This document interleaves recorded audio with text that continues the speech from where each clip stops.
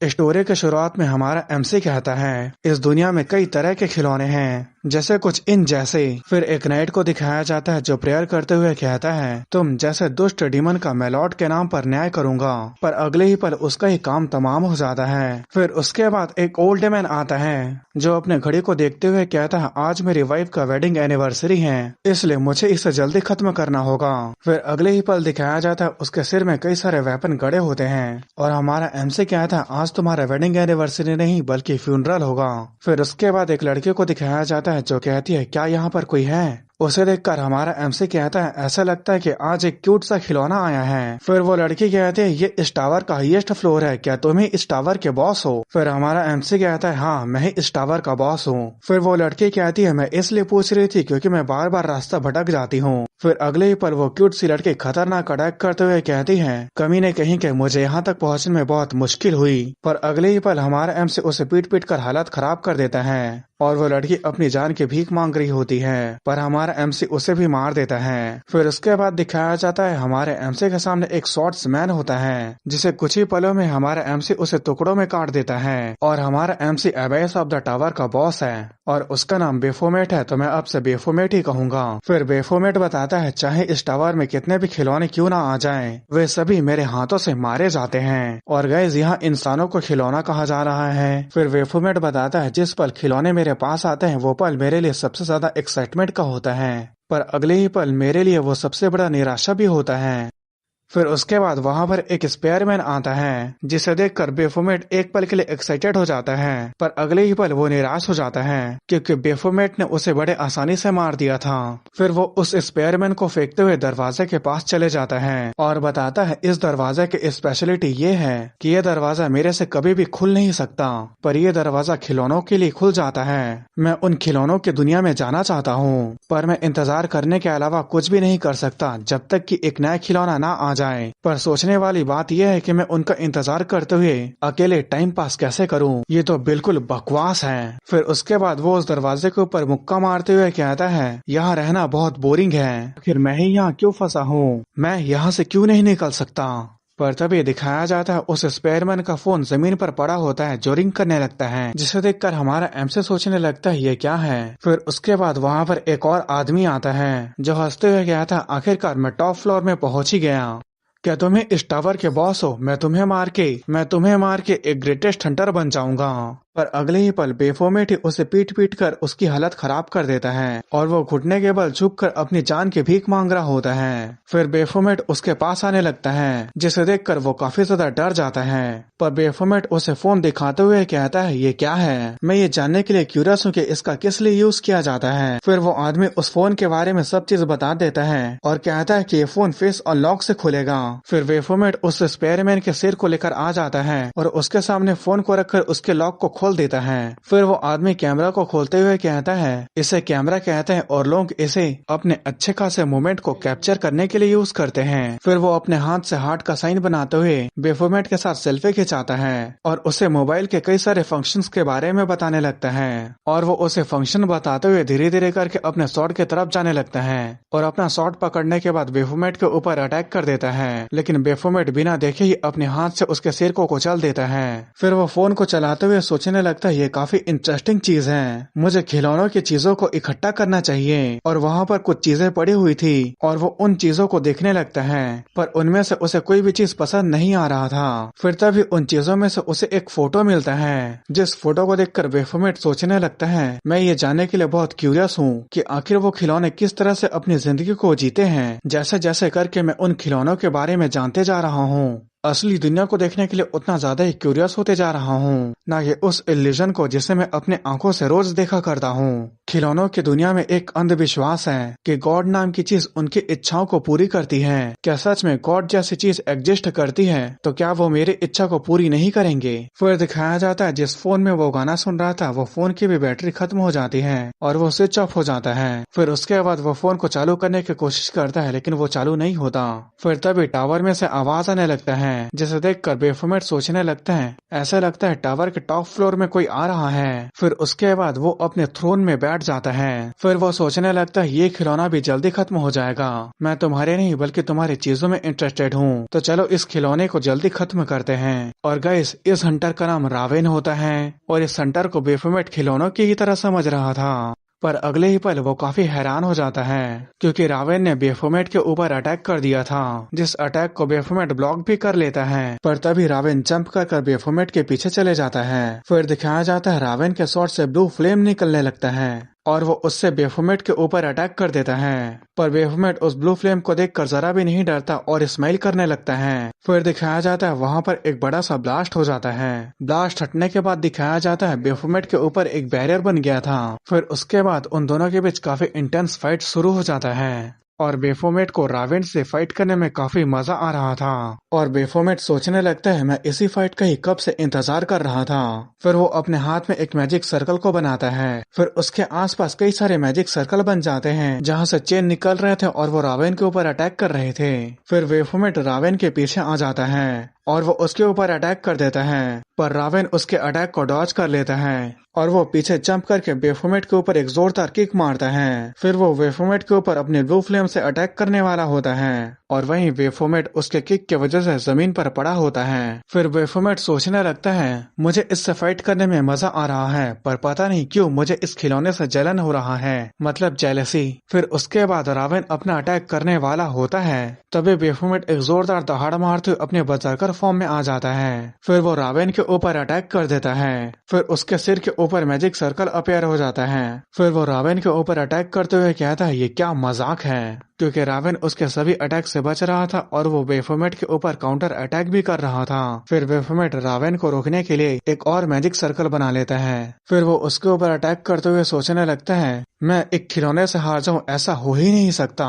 फिर बेफोमेट अपने आसपास कई सारे मैजिक सर्कल को बना लेता है जिनके अंदर से कई सारे वेपन निकलकर रावेन के ऊपर अटैक कर देते हैं, पर रावेन उन सभी वेपन को अपने ब्लू फ्लेम से खत्म कर देता है। फिर बेफोमेट अटैक करते हुए सोचने लगता है मैं इस टावर का लॉर्ड हूँ, मैं एकमात्र खिलौने से नहीं हार सकता। फिर तभी बेफोमेट के कानों में कोई कहता है भले ही तुम इस टावर के लॉर्ड हो, फिर भी तुम यहाँ पर फंसे हुए हो। उसके वजह से बेफोमेट का ध्यान भटक जाता है और रावेन बेफोमेट के ऊपर एक जबरदस्त अटैक कर देता है और इस बार के अटैक का फोर्स कुछ ज्यादा था। फिर बेफोमेट सोचने लगता है क्या एकमात्र खिलौना सच में मुझे हराने की कोशिश कर रहा है। फिर उस ब्लू फ्लेम के बीच रावेन को दिखाया जाता है जो स्माइल कर रहा था और उसकी आंखों को देखकर बेफोमेट इस बार काफी हैरान हो गया था।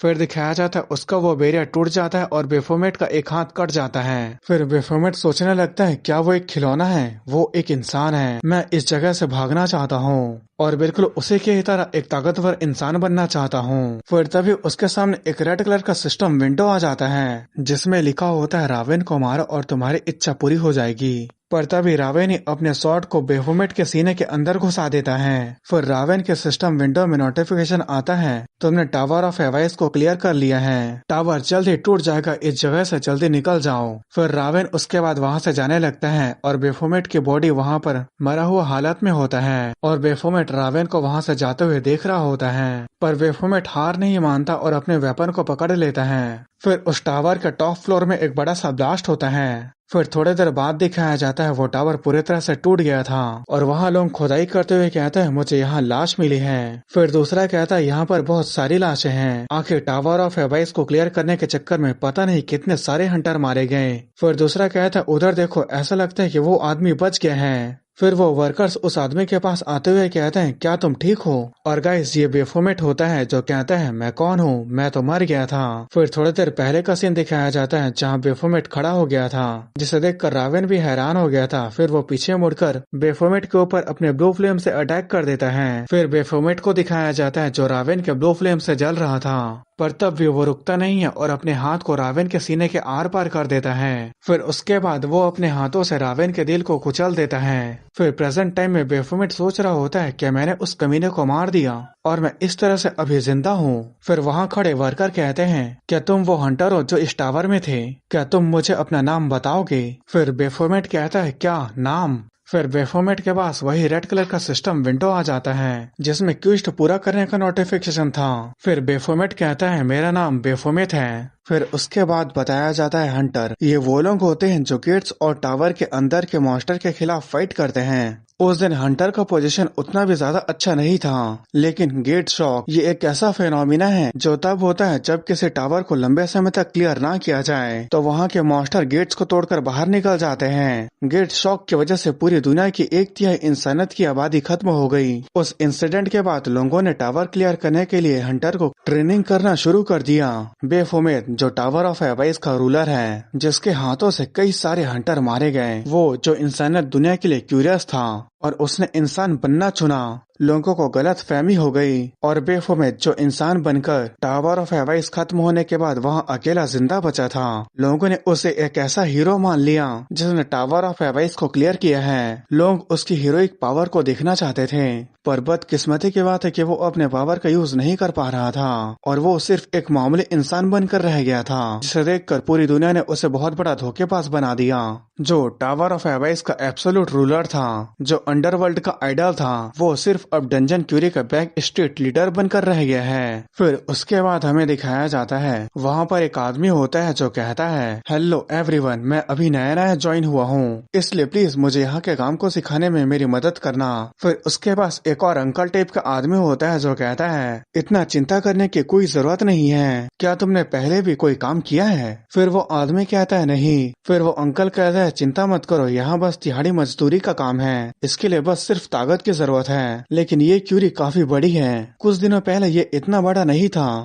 अब गाइस यहाँ पर डंजन क्यूरी का मतलब संग जिनवू जो सोलो लेवलिंग में चा यून से पहली मुलाकात के दौरान दिहाड़ी मजदूरी वाला काम कर रहा था, वही है। फिर वो अंकल कहता है, ये सब उन हंटर की वजह से है, इन्होंने मॉन्स्टर्स को खत्म करके इस एरिया को ओपन किया है, हमें एरिया सी और डी का काम मिला है और तुम एरिया डी में काम करोगे। काम करते समय तुम बोर नहीं होगे क्योंकि एरिया डी में रेयर जेम्स पाए जाते हैं। फिर तभी वहाँ कोई आदमी चिल्लाते हुए कहता है, सभी लोग रास्ते से हट जाओ। फिर उसके बाद हमें बेफोमेत को दिखाया जाता है जिसके आसपास कुछ लोग थे जो कह रहे थे युगनिम यहाँ आ रहे हैं और युगनिम यहाँ पर बेफोमेत को कहा जा रहा था। उसे देखकर वो आदमी पूछता है वो कौन है। फिर वो अंकल कहता है, मैं इसके बारे में बताना भूल गया, तुम्हें उन लोगों से बिल्कुल भी नहीं उलझना है, वो बदमाश है जो मैनिंग ग्राउंड में घुस आए, वे बुरे लोग हैं जिसे वो पसंद नहीं आते हैं उसे वो धमकाते रहते हैं, स्पेशली वो आदमी, तुम्हें उस आदमी के बिल्कुल भी आसपास भी नहीं जाना है। फिर वो आदमी कहता है, क्या ऐसे लोगों को काम करने देना ठीक रहेगा?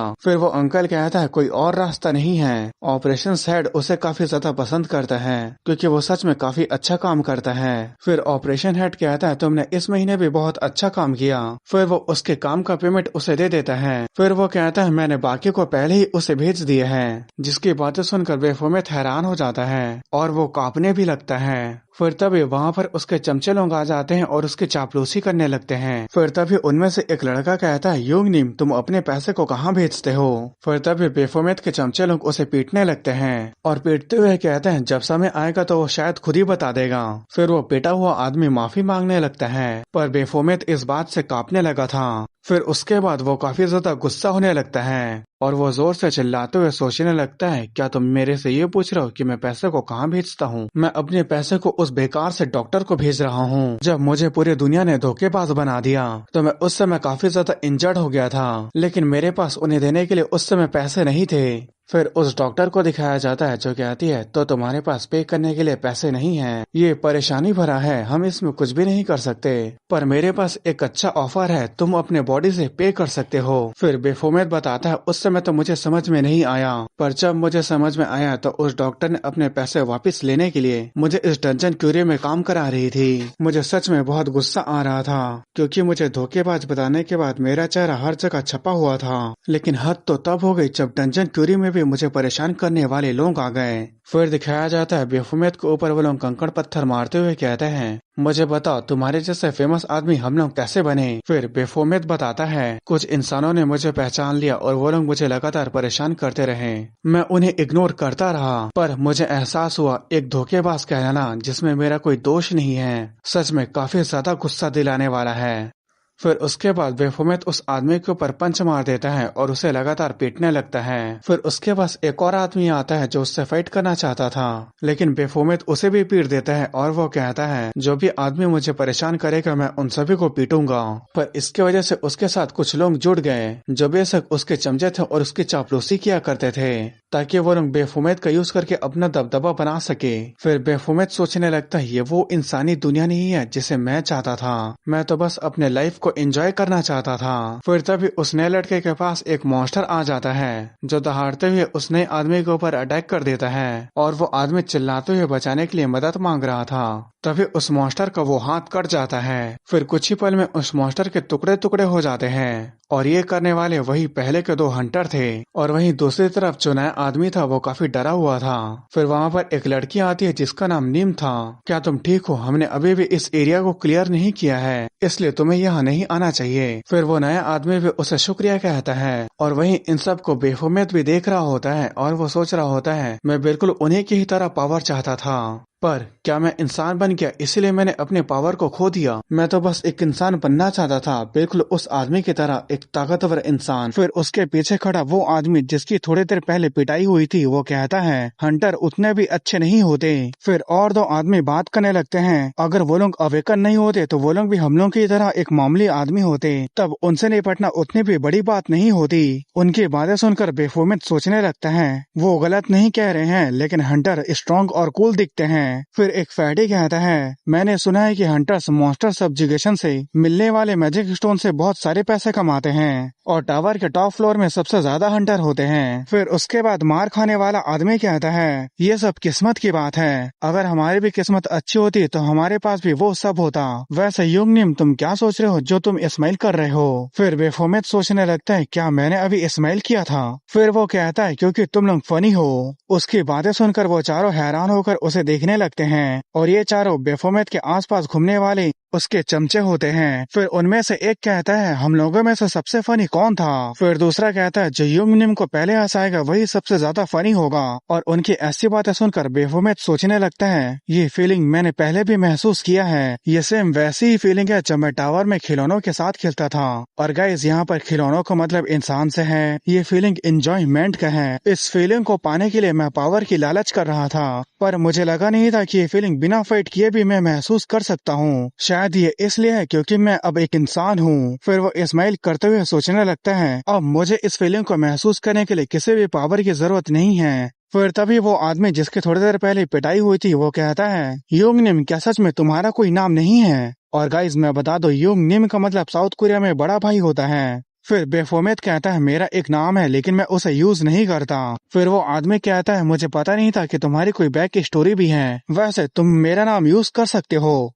मेरे मदर फादर ने इस नाम को सोचने में अपनी दिल और जान लगा दी, तुम्हारे जैसे हैंडसम और कूल आदमी पर यह नाम बहुत सूट करेगा। फिर बेफोमेत कहता है तुम्हारा नाम क्या है? फिर वो आदमी कहता है मैंने तुम्हें कितना बार बताया है मेरा नाम। तभी वहाँ पर एक बहुत ही बड़ा ब्लास्ट हो जाता है और उस ब्लास्ट के चपेटे में सभी लोग आ गए थे। फिर वो अपने पेट को पकड़ते हुए सोचने लगता है क्या मुझे अभी चोट लगा? फिर उसके बाद वो सामने देखकर काफी ज्यादा हैरान हो जाता है क्योंकि उसके सामने एक बड़ी सी आग लगी थी और उस आग में सभी लोग जल रहे थे और वो सभी लोग जोर जोर से चीख रहे थे। फिर तभी उसका हाथ किसी चीज से टकरा जाता है और जब वो नीचे देखता है तो वहाँ पर उसी आदमी की लाश थी जो थोड़े देर पहले अपने नाम को बेफोमेत को यूज करने के लिए कह रहा था, जो अब आग की लपटों में जल रहा था। उसे देखकर बेफोमेत काफी ज्यादा हैरान हो जाता है। फिर बेफोमेत सोचने लगता है क्या फिर से वो खिलौने खत्म हो गए? मुझे उस एंजॉयमेंट का फीलिंग आना अभी तो शुरू ही हुआ था। फिर उसके बाद वो गुस्सा होते हुए खड़े होकर कहता है कमीने कहीं के आखिर तुम कौन हो? फिर उसके बाद वो जोर जोर से चिल्लाने लगता है वो कौन कमीना है, वो कौन कमीना है। फिर उसके बाद हमें एक लड़की को दिखाया जाता है जो कुछ कहती है। फिर उसके बाद हमें उन दोनों हंटर को दिखाया जाता है जिन्होंने थोड़ी देर पहले मॉन्स्टर को खत्म किया था। उन्हें कोई कह रहा था जैसे कि उम्मीद थी दो सी रैंक हंटर से निपटना मेरे लिए थोड़ा मुश्किल भरा था, लेकिन चुपके से यहाँ घुसना मेरे लिए काफी फायदेमंद रहा, मुझे ये चाहिए। फिर उनमें से लड़का वाला हंटर कहता है ये रॉबिंग हंटर है, मुझे लगा था कि ये सिर्फ एक रूमर है। ये एक ऐसे हंटर हैं जो डंजन के लूट को चुराने के लिए अटैक करते हैं और ऐसा लगता है कि वो इस काम को बहुत पहले से कर रहा है। फिर वो रॉबिंग हंटर कहता है तुमने जो कहा सिर्फ उसमें आधी बात ही सही थी। फिर वो लड़का वाला हंटर कहता है यहाँ कुछ अभी भी इंजर्ड लोग हैं और अगर उनका इलाज हो गया तो वो बच जाएंगे। फिर हंटर नीम कहती है हमें उनके ऊपर ध्यान देने के बदले अभी इससे फाइट करने पर ध्यान देना चाहिए। क्या तुम ये कह रहे हो कि हमें यहाँ से भाग जाना चाहिए? फिर वो लड़का कहता है ये एक बी रैंक हंटर है, उसके खिलाफ हम बिल्कुल भी नहीं जीत सकते।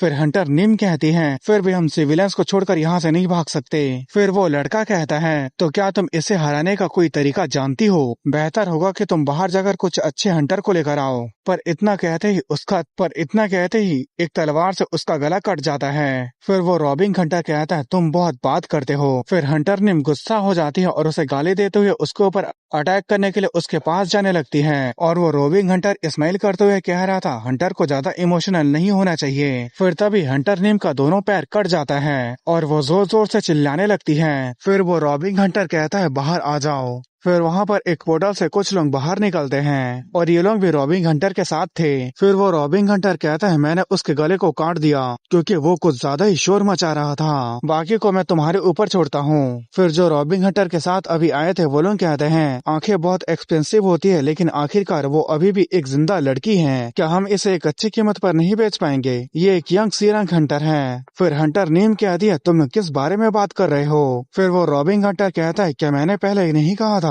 कि तुम लोगों को सिर्फ हमारे बारे में आधी बातें ही पता है? फिर उसके बाद वो रॉबिंग हंटर उस लड़के के पास जाकर बताता है कि वो लोग असल में क्या काम करते हैं और उसकी बातें सुनकर वो लड़की काफी ज्यादा डर जाती है। फिर वो रॉबिंग हंटर वहाँ से जाने लगता है और उसके साथ ही हंटर नीम के पास आ जाते हैं और हंटर नीम चिल्ला चिल्ला कर मदद मांग रही थी।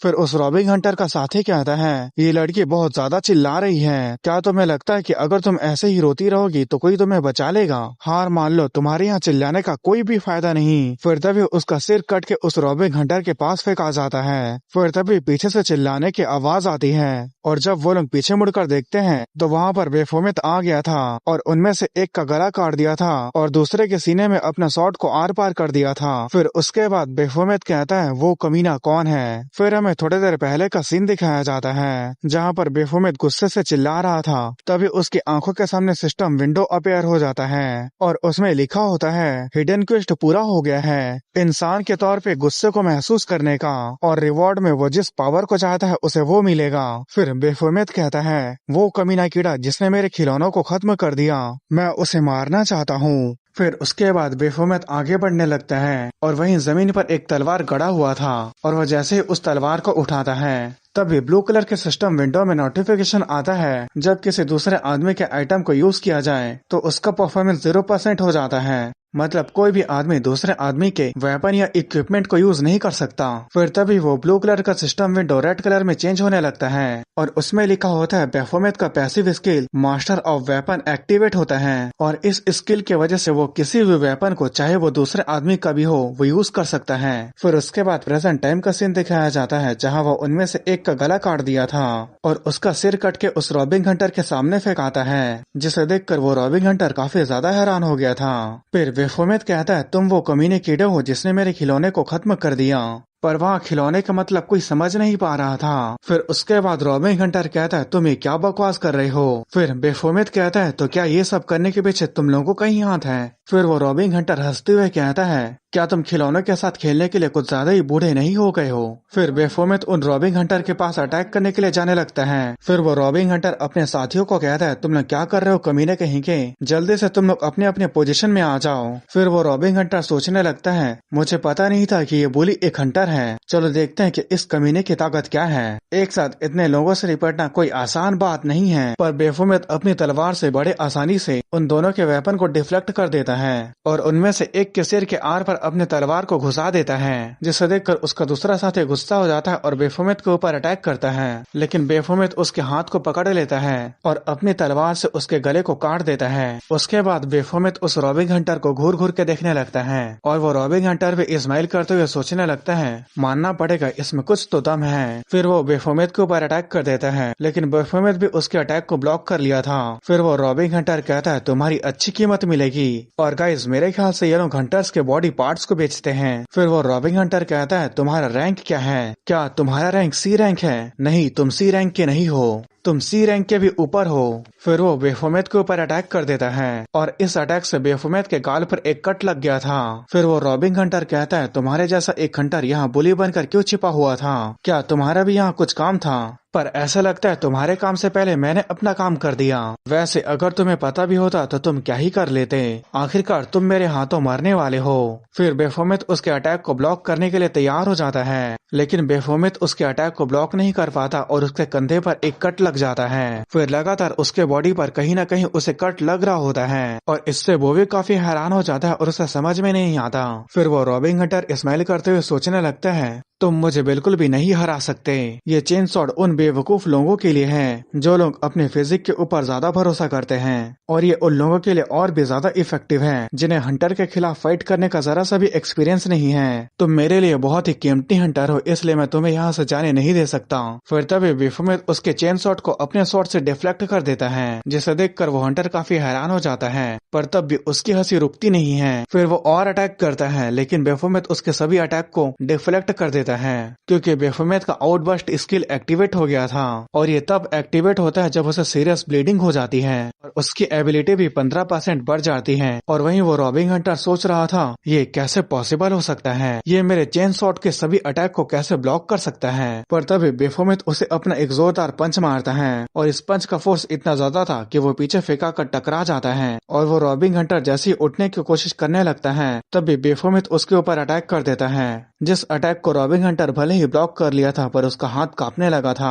फिर बेफोमेत अपने शॉट को ऊपर उठाकर फिर से उसके ऊपर अटैक करता है, लेकिन वो इसी मौके का फायदा उठाकर जंप करके वहां से निकल जाता है। पर बेफोमेत उसे संभलने का टाइम नहीं देता और उसके पास पहुंचकर उसके ऊपर अटैक कर देता है। और वहीं वो रॉबिंग हंटर स्माइल करते हुए मनी मन सोच रहा था ये मुझे मारने में बिल्कुल भी हेजिटेट नहीं कर रहा है। क्या तुम ये कह रहे हो कि तुम्हारी फिजिक मेरे से ज्यादा बेहतर है? बेवकूफ कहीं के, मैं इस फाइटिंग को जितना लंबा खींचते जाऊंगा उतने ही तुम जल्दी थकोगे और आखिर में मैं जीत जाऊंगा। ये बस घूमने फिरने वाला मात्र बी रैंक का हंटर है, घमंडी बेवकूफ हंटर। पर जब वो बेफोमेत की आंखों को देखता है तो वो काफी ज्यादा हैरान हो जाता है और वो काफी डरते हुए सोचने लगता है मैं किससे फाइट कर रहा हूँ, मुझे ऐसे लग रहा है जैसे कि ये कोई इंसान नहीं है। फिर उसके बाद बेफोमेत अपने शॉट से उस रॉबिंग हंटर के एक हाथ को काट देता है। फिर उसके बाद बेफोमेत कहता है एक हाथ उस आदमी के लिए जिसे हमेशा फ्रंट लाइन में धकेला जाता था, और यहाँ पर वो ऑपरेशन हेड का बात कर रहा है जो हमेशा उससे अच्छे से बात करता था। फिर वो रॉबिंग हंटर चिल्लाते हुए कहता है तुम कमीने कहीं के,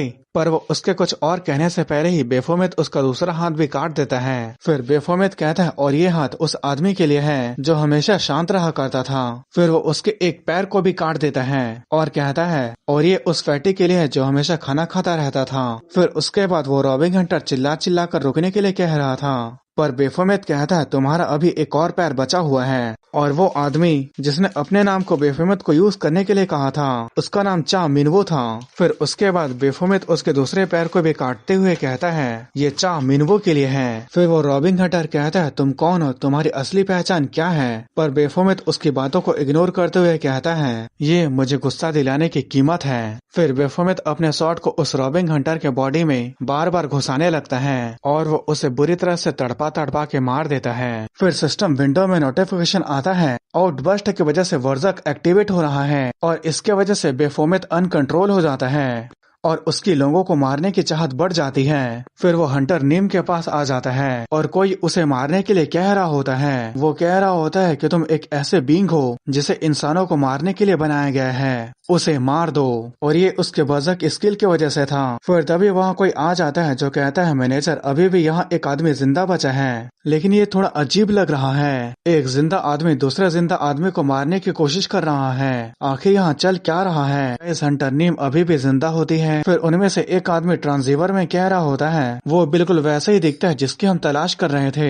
फिर तभी उसके पीछे खड़ा आदमी कहता है अब मैं जब यहाँ हूँ तो तुम ट्रांसीवर को बंद कर सकते हो। फिर उसके बाद वो आदमी बेफोमेत को देखते हुए सोचने लगता है ये आदमी वैसे नहीं दिख रहा जिसकी हम तलाश कर रहे हैं, लेकिन मैंने इस चेहरे को पहले भी कहीं देखा है। और वहीं दूसरी तरफ बेफोमेत के मन में अभी भी वो आवाज गूंज रही थी। फिर बेफोमेत उन दोनों के ऊपर अटैक कर देता है, जिसे देखकर वो दोनों भी काफी हैरान हो जाते हैं और उन्हें ये बात समझ में नहीं आती कि आखिर वो हमारे ऊपर क्यों अटैक कर रहा है। फिर तभी वही फिगर आ जाती है जो बेफोमेत को हर समय देखते रहती है। शायद इसी की ही वजह से बेफोमेत इंसान बन पाया है। फिर वो उसके सिर पर फ्लिक करते हुए कहती है, तुम्हें जिंदा रखना काफी मुश्किल था, इसलिए मैं तुम्हें मरने नहीं दे सकती, कुछ देर के लिए सो जाओ। फिर उस फ्लिक के बाद वही जमीन पर गिरकर बेहोश हो जाता है और इस बात से वो दोनों भी कंफ्यूज हो जाते हैं। फिर उसके बाद बेफोमेत सोचने लगता है अभी क्या हुआ।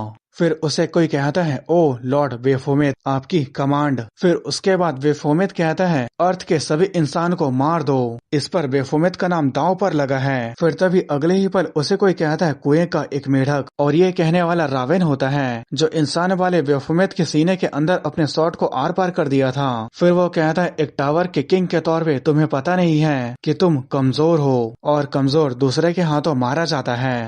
फिर तभी बेफोमेत की नींद खुल जाती है। फिर वो आसपास देखते हुए सोचने लगता है, ये कौन सी जगह है, मैं कहाँ हूँ, मैं तो डंजन में था। फिर तभी उसे कोई माइक में कहता है, आखिरकार तुम जाग गए, क्या तुम मुझे सुन सकते हो। फिर बेफोमेत कहता है, तुम कौन हो। फिर वो आदमी कहता है, मिस्टर धोखेबाज, अब मुझे याद आया, तुम तो वही हो जो टावर ऑफ एवाइस को क्लियर करने के धोखेबाजी में पकड़ा गया था। क्या तुम फिर से कोई स्कैम करने की कोशिश कर रहे हो, या क्या तुमने सच में उन हंटर को मार डाला। फिर बेफोमेत सोचने लगता है, ये किसके बारे में बात कर रहा है, क्या वो उस कमीने के बारे में बात कर रहा है जिसके मैंने हाथ पैर काट दिए थे। फिर वो आदमी माइक में कहता है, मैंने तुम्हारे बारे में इन्वेस्टिगेशन किया और मुझे तुम्हारे बारे में कुछ भी नहीं पता चला, जैसे कि तुम एग्जिस्ट ही नहीं करते, हंटर रजिस्ट्रेशन का स्टेटस नहीं मिल पा रहा है, पर तुम्हारे पास हंटर के जैसी ही ताकत है, न ही तुम हंटर के तौर पर रजिस्टर हो और न ही अवेकनिंग प्रोसेस में, तो तुम्हारी असली पहचान क्या है। तुम्हारे रिस्पॉन्स के हिसाब से हम फैसला लेंगे तुम्हारा क्या करना है। फिर तभी बेफोमेत वहाँ पर पंच मार देता है जहाँ पर वो आदमी था और इसके वजह से वहाँ का जो शीशा था वो टूट जाता है। फिर बेफोमेत कहता है, तुम बिना रुके इतना बकवास क्यों कर रहे हो, आखिर तुम मेरे से इतना सवाल क्यों पूछ रहे हो। अगर तुम्हें पता है मैं कौन हूँ तो तुम्हें मेरे सामने आकर अच्छे से बात करना चाहिए, तुम्हें अपने मैनर्स को दिखाना चाहिए, ना कि मुझे एक रूम में बंद करके दीवार के पीछे से बकवास करना चाहिए। तुम ही लोगों ने मुझे हीरो बनाया और तुम ही लोगों ने ही मुझे धोखेबाज बनाया, इसमें मेरी कोई गलती नहीं है। अगर तुम लोग जिसका पीछा कर रहे थे मैंने उस हंटर को मार दिया तो क्या हुआ, क्या मुझे इसका पछतावा करना चाहिए। मुझे इसका बिल्कुल भी पछतावा नहीं है, उसी ने ही मुझे गुस्सा दिलाया था, इससे फर्क नहीं पड़ता चाहे वो कितनी भी बार जिंदा हो जाए, मैं पहले की ही तरह उसके बार बार टुकड़े टुकड़े करूंगा। फिर उस दीवार के पीछे जो खड़ा आदमी होता है वो माइक में कहता है, अगर मैं तुम्हें भी बार बार वैसे ही बना दूं तो क्या होगा, धोखेबाज। फिर उसके बाद वो जोर जोर से हंसने लगता है, पर वहीं दूसरी तरफ बेफोमेत इससे कंफ्यूज होता है। फिर तभी वो आदमी बेफोमेत के पास आते हुए कहता है, क्या तुम मुझे मार भी सकते हो, अब जब मैं अपने आप को तुम्हारे सामने दिखा दिया हूँ तो तुम्हारा अगला मूव क्या होगा। और वहीं बेफोमेत उसे देखकर काफी हैरान हो गया था और उस आदमी को देखकर बेफोमेत को रावेन का चेहरा याद आने लगता है।